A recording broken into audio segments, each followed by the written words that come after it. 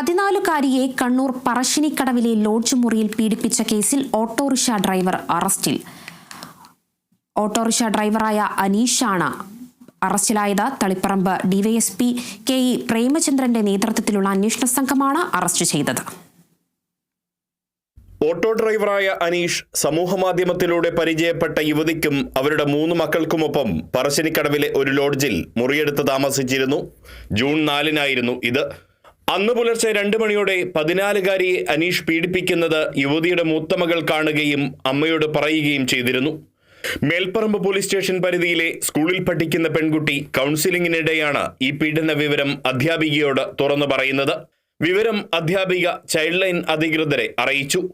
Child line അധികൃതരുടെ പരാതിയുടെ അടിസ്ഥാനത്തിൽ മേൽപ്പറമ്പ് പോലീസ് അനീഷിനെതിരെ കേസെടുത്തു.